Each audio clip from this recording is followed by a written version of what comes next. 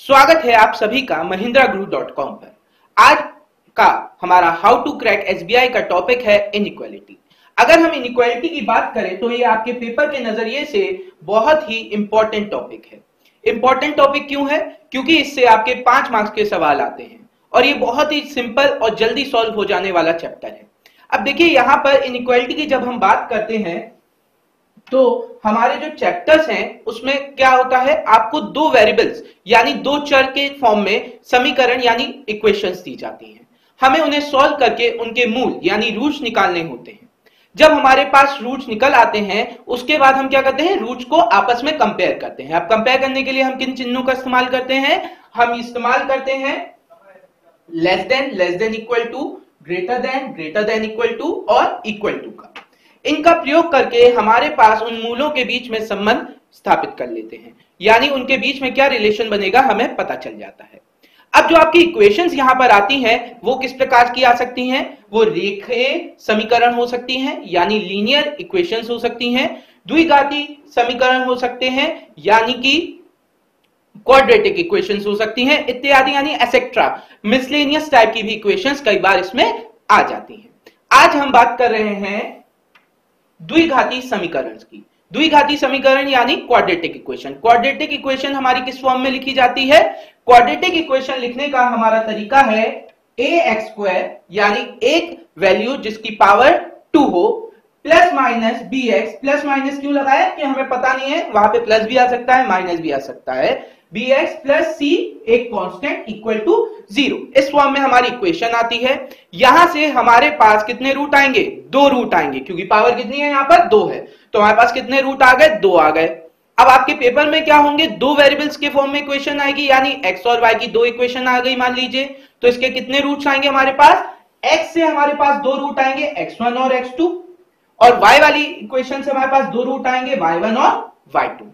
अब हमें क्या करना होगा? इनका कंपैरिजन यानी इनके बीच में तुलना करनी होगी। अब तुलना करने के लिए हम क्या कॉन्सेप्ट लगाएंगे? हमारे पास जो पहली इक्वेशन x से x1 रूट आया, इसे y के दोनों मूलों से यानी y के दोनों रूटों से क्या करना पड़ेगा? कंपेयर करना पड़ेगा। तो हमने क्या किया? पहले x1 को y1 से कंपेयर किया, फिर x1 को y2 से कंपेयर किया, फिर क्या करना पड़ेगा? x2 की वैल्यू को y1 की वैल्यू से कंपेयर, x2 की वैल्यू को y2 की वैल्यू से कंपेयर, यानी x के एक मूल को y के दोनों मूल से कंपेयर करेंगे, फिर x के दूसरे मूल को y की दोनों मूलों से कंपेयर करेंगे। यहां पर कई बार क्या होता है, बच्चे कंफ्यूज होकर x के को x से कंपेयर कर लेते। नहीं, हमें सेम इक्वेशन के आए हुए रूट्स को यानी मूलों को कंपेयर करने की जरूरत नहीं है। हम दूसरे इक्वेशन से जो हमारे दूसरे वेरिएबल्स आए हैं उनसे कंपेयर करके उनके बीच में रिलेशन डिटरमाइन करते हैं। तो यहां पर हमें उन्हें आपस में कंपेयर करने की जरूरत नहीं पड़ेगी, यानी x के फैक्टर्स को रूट्स को हम किससे कंपेयर करेंगे? y से, और y के रूट्स को x से। आपस में x और y को कंपेयर करने की हमें जरूरत नहीं पड़ती। अब देखिए इसको सॉल्व कैसे करते हैं। हमारे पास एक इक्वेशन आई x² minus 7x plus 12 equal to 0। हम लोग इसे बहुत लेंथी वे से सॉल्व करते हैं, इसके बीच में फैक्टर्स। तो इसे जल्दी करने का तरीका क्या है?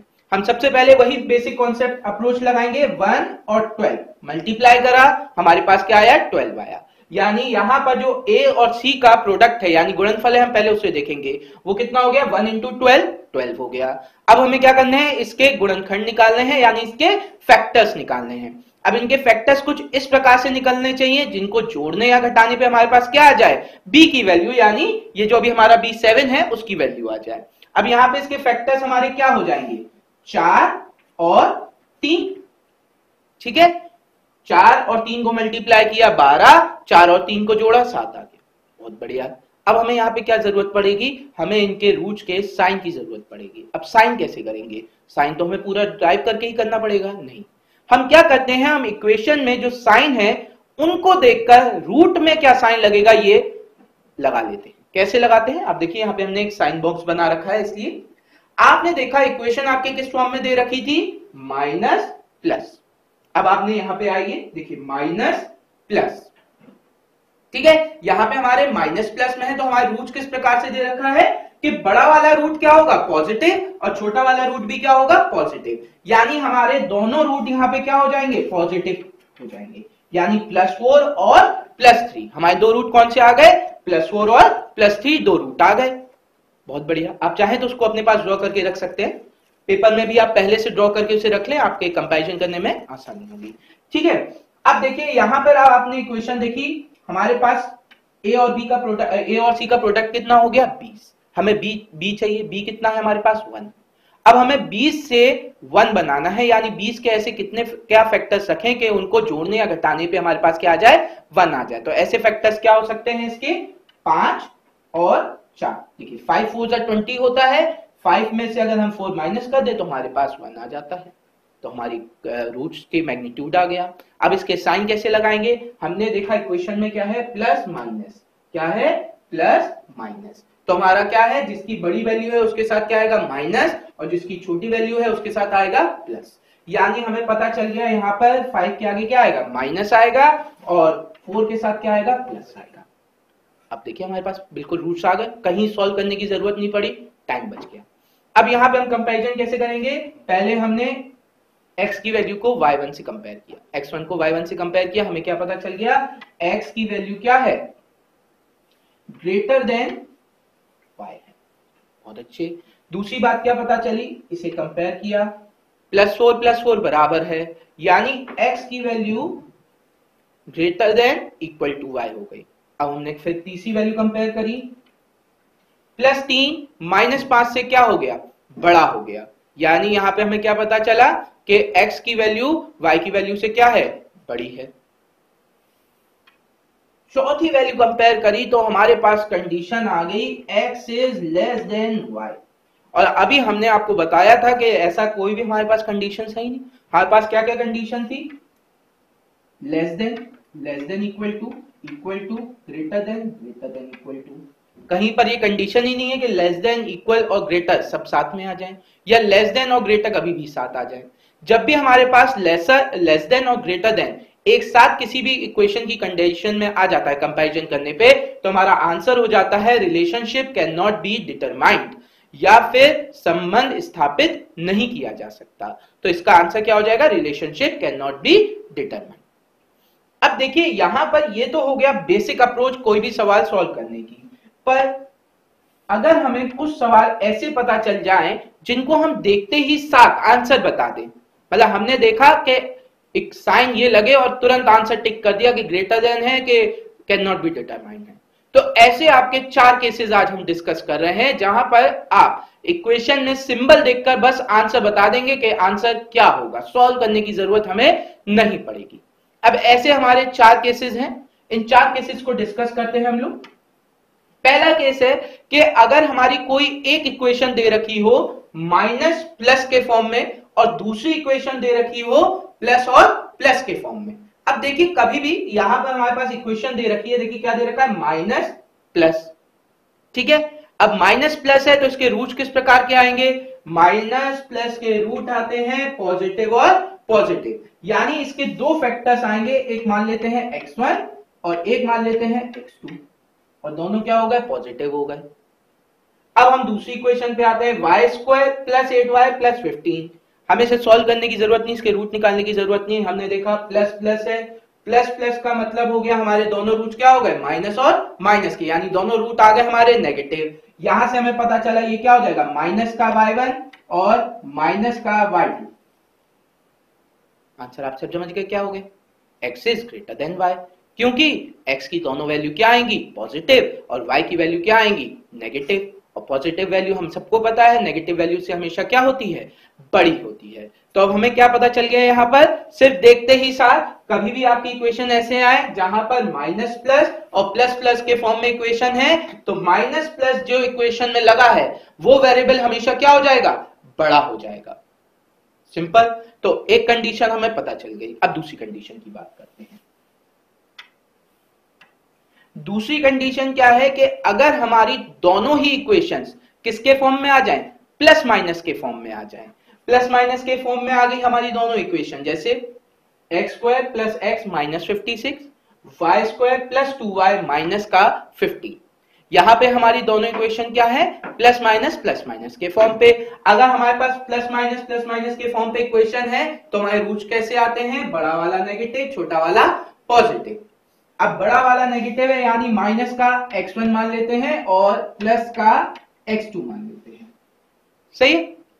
अब y के दो फैक्टर्स आएंगे, माइनस का y1 प्लस का y2। अब देखिए यहां पे क्या हुआ कि x की एक वैल्यू क्या है, नेगेटिव है, और y की एक वैल्यू क्या है, पॉजिटिव है कि नहीं। और हमें पता है नेगेटिव वैल्यू हमेशा क्या होती है, छोटी होगी y की पॉजिटिव वैल्यू से। तो हमें क्या पता चल गया, x1 जो है वो लेस देन है y2 की। सही। अब अगर हम बात करें यहां पर y1 की एक वैल्यू नेगेटिव है और x की एक वैल्यू x2 पॉजिटिव है, यानी कि जो पॉजिटिव वैल्यू होगी वो नेगेटिव वैल्यू से क्या होगी, बड़ी होगी। यानी यहां पे क्या हो गया, x2 जो है वो बड़ा हो गया y1 से। आपस में बाकी भी रूट्स आप कंपेयर करेंगे तो वैल्यूज कुछ ना कुछ रिलेशन बनेगा, पर जैसे ही हमने देखा यहां पर ग्रेटर देन और लेस देन एक साथ आ गया, आंसर क्या हो गया, relation can not be determined. सही ना, relationship can not be determined यानी संबंध स्थापित नहीं किया जा सकता। तो बस अब आपके दिमाग में क्या रहना चाहिए कि अगर आपकी इक्वेशन किस फॉर्म में दे रखी है, प्लस माइनस के फॉर्म में, तो हमारा आंसर क्या हो जाना चाहिए हमेशा, can not be determined, relationship can not be determined यानी कि संबंध स्थापित नहीं किया जा सकता। क्लियर। अब देखिए नेक्स्ट कॉन्सेप्ट देखते हैं। यहां पर आपकी इक्वेशन किस फॉर्म में बताई गई है, माइनस माइनस के फॉर्म में। दोनों इक्वेशन किसके फॉर्म में होनी चाहिए, माइनस माइनस के फॉर्म में। अब दोनों इक्वेशन माइनस माइनस के फॉर्म में है, आपने देखा। अब माइनस माइनस फॉर्म में होने पे क्या होना चाहिए, बड़ा वाला रूट पॉजिटिव और छोटा वाला रूट नेगेटिव। अब बड़ा वाला रूट पॉजिटिव है तो हमारी वैल्यू क्या हो जाएगी, x1 मान लेते हैं पॉजिटिव आ गया और x2 हमारा नेगेटिव आ गया। सही। y की भी इसी तरीके से वैल्यू आएगी, y1 पॉजिटिव आ गया, y2 नेगेटिव आ गया। फिर वही कंडीशन, x1 y2 से क्या होगा, बड़ा होगा, जबकि x2 y1 से क्या होगा, छोटा होगा। एक फिर से वही कंडीशन आ गई, ग्रेटर देन लेसर देन एक साथ आ गया, आंसर क्या हो गया, relationship can not be determined यानी संबंध स्थापित नहीं किया जा सकता। चलिए अब आगे बात करें। अब हमारा चौथा केस है। यहां पे क्या है, एक इक्वेशन में प्लस माइनस है, एक इक्वेशन में माइनस माइनस है। प्लस माइनस के केस में हमारे रूट क्या आते हैं, माइनस प्लस, यानी कि हमने मान लिया x1 हमारा नेगेटिव आ गया और x2 हमारा पॉजिटिव आ गया। जबकि y की कंडीशन में क्या है, माइनस माइनस। माइनस माइनस का मतलब बड़ा वाला रूट पॉजिटिव यानी प्लस y1, छोटा वाला रूट नेगेटिव यानी कि माइनस का y2। फिर वही केस बन गया हमारा, आप देखिए, नेगेटिव पॉजिटिव वैल्यू से छोटा, पॉजिटिव नेगेटिव वैल्यू से बड़ा, फिर ग्रेटर देन लेसर देन एक साथ आ गया, आंसर क्या हो गया, relationship can not be determined यानी कि संबंध स्थापित नहीं किया जा सकता। तो आज हमने देखे 4 ऐसे केस जहां पर हम सिर्फ इक्वेशन में साइन देखकर आंसर बता सकते थे, और हमने सीखा क्वाड्रेटिक इक्वेशन में रूट्स हम जल्दी कैसे फाइंड आउट कर सकते हैं। कुछ और एग्जांपल देख लेते हैं रिवाइज करने के लिए।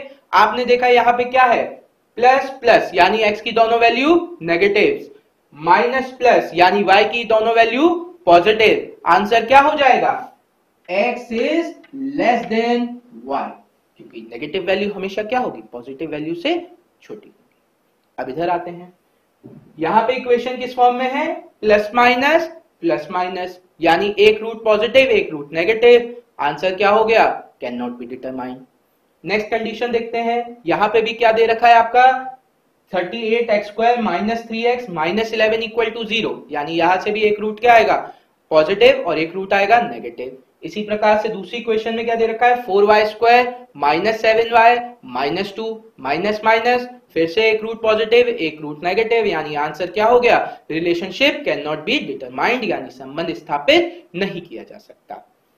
चौथी condition, 9x² plus 3x minus का 2 इक्वल टू 0, या फिर 2y² minus 15y minus 17 equal to 0। यहां से भी हमें क्या पता चला, हमारे relationship can not be determined, क्योंकि इन दोनों में क्या होंगे, एक रूट पॉजिटिव और एक रूट नेगेटिव होगा। आज के लिए इनइक्वालिटी में बस इतना ही। उम्मीद करते हैं आपको वीडियो पसंद आई होगी, और वीडियोस के लिए आप सब्सक्राइब कर सकते हैं हमारा यूट्यूब चैनल, और अपने रिव्यूज और कमेंट्स के लिए आप आ सकते हैं mahindraguru.com। Thank you.